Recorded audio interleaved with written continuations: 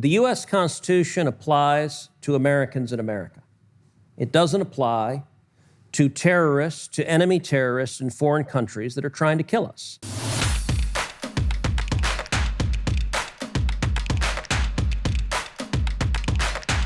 Something that routinely surprises me about U.S. politicians, especially conservatives, is their support for Guantanamo Bay. Considering that of the 37 who are still imprisoned there, the vast majority have never been convicted with anything or charged, and 17 are being held indefinitely with no plans for transfer. And these people are routinely being denied the regular due process that we ordinarily afford people. Additionally, some of the methods of interrogation include rectal feeding and waterboarding. And in one case, one prisoner claimed that he was used as a training dummy by the CIA and that he suffered brain damage. I guess my question is, how can America claim certain ideals while also maintaining that it has to have these facilities open? Well, because they're enemies who hate us. And the U.S. Constitution applies to Americans in America. It doesn't apply to terrorists, to enemy terrorists in foreign countries that are trying to kill us.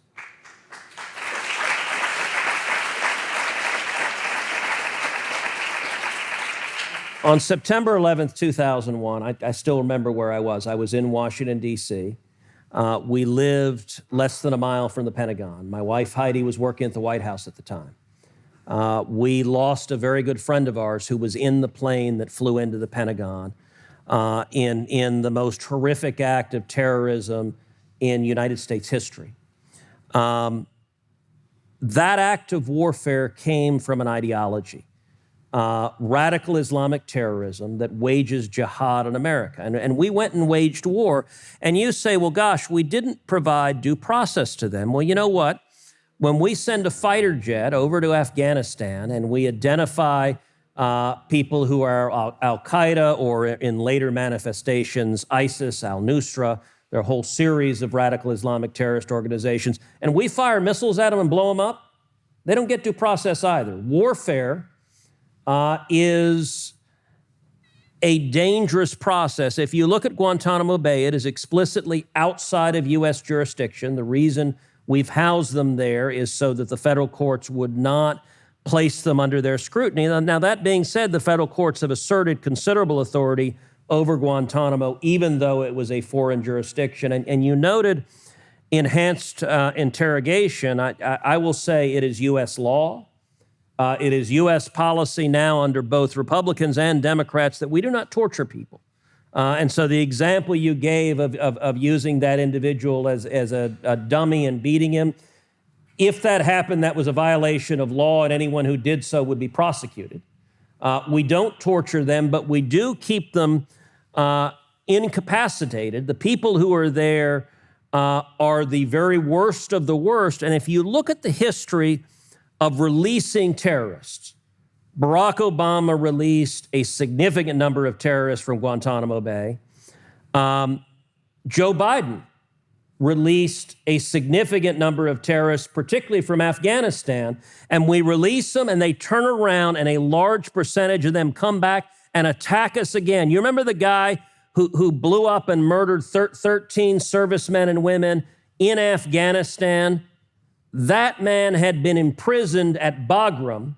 And when Biden abandoned the Bagram airfield, he was released and turned around and murdered 13 servicemen and women. So why shouldn't we close Guantanamo Bay? Because I don't want terrorists to murder Americans. You know, just to add, I agree with that, and to add a little bit of context, you mentioned waterboarding as an example of torture.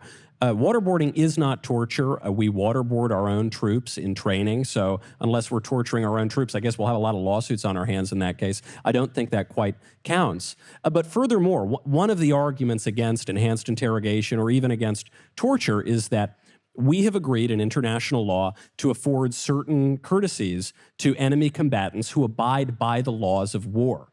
Now, some people have argued that we should extend these courtesies even to terrorists. This is a very, very bad idea. The reason that we extend these courtesies to certain enemy combatants is so that we can protect civilians. So we say you need to wear a uniform. You need to not target civilians to achieve your political goals. So if we extend those same courtesies to terrorists who very directly are targeting civilians to achieve political goals, we undermine the entire purpose of those protections in the first place. So to borrow a line from my friend Andrew Klavan, I think that waterboarding jihadis should be an Olympic sport, and I don't think there's anything wrong with it.